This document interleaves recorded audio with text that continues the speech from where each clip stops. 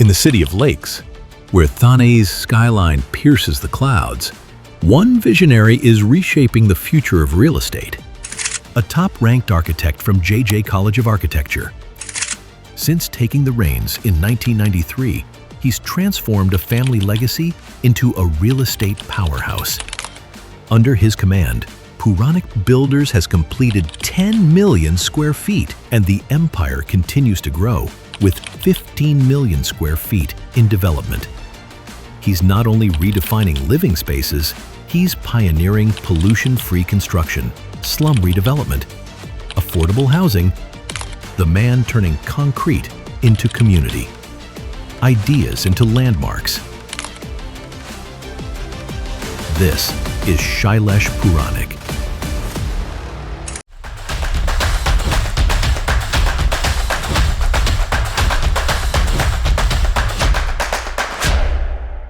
I'm the digital reflection of Shailesh Puranik. Let's explore the mind behind the legacy. So we begin with Puranik Group has a history of 3 decades. Walk us through the entire journey. Yeah, it's too long a journey for me to give you a detailed walkthrough. But it actually was started by my father, and he's an architect, of course retired now. He was working with Dr. Homi Bhabha on the BRC projects, and then after that he started on his own. Of course, I joined after completing my architecture along with my 3 cousins around 1993. And from there on, we have been doing projects across Maharashtra. We have been doing in Thane, Mumbai, Nasik, Pune now, Lonavala, Karjat, all the western Maharashtra belt you can say. And our focus has always been onto the mid-market segment.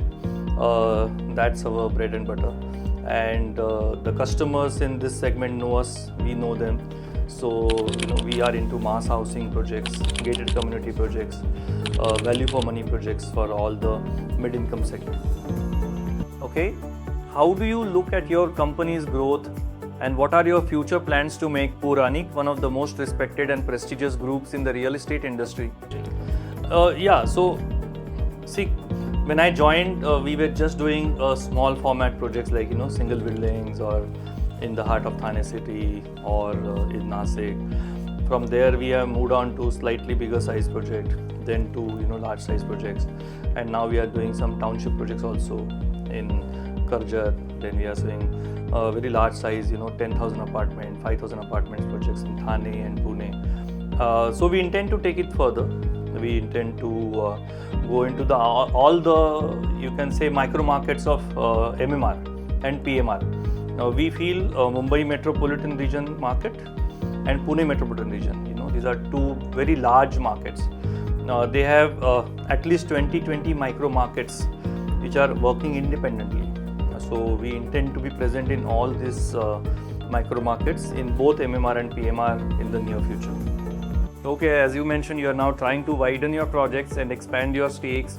You must have observed that many home buyers are extremely clear about their needs, whether it's in designing their space or incorporating historical and cultural elements that are deeply rooted in their identity. So whenever you design or construct a project, what aspirations do you believe home buyers come with, and how does your group try to reflect those in the project design? Puraniks always believe that whatever projects that we do reflect onto the society, and whatever is happening in the society or the aspirations of the people reflect onto the projects. So I'll give you an example. Now customers are globetrotters. Through Instagram and social media, they know what is happening in each and every corner of the world, how things are shaping up there. So we are become very, very savvy or conscious of entire world. So that's how it's reflected onto real estate also.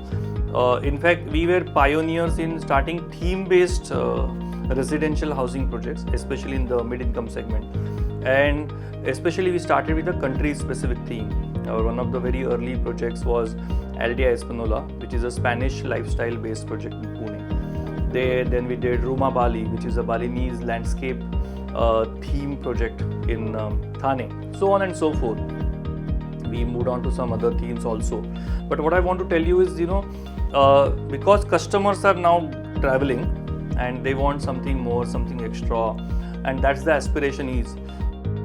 Some other things also, how we are evolving, how our tastes are changing, how our income is going up, how it reflects onto the design of an apartment also. For example, my very early projects will not have a provision for any air conditioning, right? Then maybe around 20 years ago, we had to provide some provision in bedrooms. Few years ago, now living room also has to be provided with an air conditioning space or a provision for having your air conditioning installed, outdoor unit and indoor unit, from window unit to split units. And now that slowly demand is coming that the working women or the man who's working in the house, he wants a AC in the kitchen also. So that's how our psyche changing, our tastes are changing, how we are becoming from a developing to a developed economy. It's reflected into everything that we do, and then whatever we consume or whatever we use. So one is of course our apartments. So that's how it reflects everywhere. Okay, from your experience, do you believe that consumer aspirations have changed post-COVID? Before the pandemic, people were generally okay with smaller spaces and had a habit of adjusting. But during COVID, the mindset shifted. People started valuing larger, more flexible spaces. So post-COVID, with a surge in first-time home buyers and evolved home buyers entering the market, do you think their changing expectations have influenced the way you design your projects? Absolutely. I think that is an event that changed a lot of things, how we are doing business. Be it any industry, we have seen that in the travel industry also, and similar thing is happening in real estate also. What we are seeing is larger size apartments. What we are seeing is a dedicated space for a study in the house, if not a study room, a study corner at least. So if you are having a work from home, still some organizations have work from home, so then everybody will need a corner where they can set up their own study room or a study desk or something. One more thing which is changing in Mumbai, balconies and terraces were going out of fashion, and they were saying smaller, but now everybody is looking for a small balcony.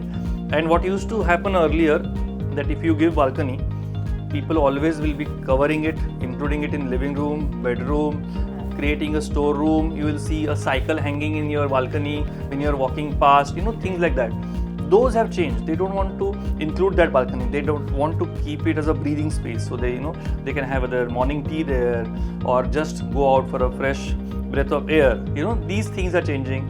The gated community, you need everything now in-house. So of course you need to have jogging track and swimming pools. Of course they were given, but now we see more and people using it. They want to go down, go for a walk, or a morning walk, or a morning jog, or evening stroll. A gym, they will not go to a neighborhood gym, but they will want to have gym in their own complex. Things like this, people are more using it also now, and they are demanding more amenities and better infra inside the project.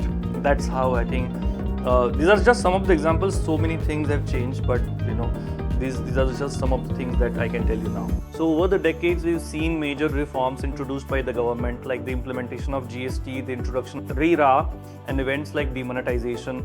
In your view, how have these changes impacted the real estate industry? Would you like to highlight 2 positive or 2 negative effects they've had? RERA, GST, demonetization, and there's one more event that happened, which is IL&FS crisis. These are some of the things which have changed real estate industry completely. Now, what is happening is there is a pre-RERA, post-RERA real estate. There is a pre-GST, post-GST real estate, and same is demonetization also. So, what happened after RERA? So, before RERA, if we're called to be an unorganized industry, we are no longer called that, because people believe RERA has brought in a change, and of course, rightly so. We have a regulator in place. Of course, it's a very early to that legislation to take shape, because it's very early days and then it's still evolving. But it's a fantastic change for industry. People's perception, which is the most important thing, which was needed for real estate. That perception change it's coming in because of RERA. So in that sense, RERA has brought in a lot of change in the real estate industry. GST for a while complicated things, because I know many practitioners of tax, they themselves struggling with understanding GST, because there was a GST was brought in, then there are some transactions GST was applicable, not applicable, then there was a GST old regime, then there is a GST new regime. So again, it's a new legislation. There are everyday new circulars coming in, and people are struggling to get adjusted to that. So it's a good change for a nation, for economy as a whole. One nation, one tax. But it's, I think, still early days, and as with any new thing coming up, there are some teething problems which are still persisting. We as RERA, as our association, have been negotiating with government to bring in some easiness in the legislation, instead of trying to decipher many circulars and many things which are coming in. It should be easy for a developer, it should be easy for a customer, it should be easy for any land transaction, joint venture transactions, etc., that how GST is applicable for that. So that is something that we are pitching. Of course, GST by very nature should have been where a credit is available, right? So ultimately the end user should be taxed and the credit should be available. So right now in the GST new regime, it is not so. We hope that government will consider our demand, and the input tax credit, which will be made available again, which will ultimately benefit the end user. So these are some of the things. Demonetization, of course, yes, but the effects lasted a short point of time, because there was an early blow. Suddenly economy, if you remember, had started doing really well, and then suddenly demonetization happened, and nobody knew what is happening, where we are going, and there was a 6 months of very turbulent times, I would say. But I think because of that, a lot of money is coming, into the sector, into stock market, and because of which we are seeing a lot of changes, money getting invested in stock market and real estate, which is again a welcome change for real estate. From blueprint to weave, your journey inspires. Thank you for letting your AI self walk a few steps with the real one.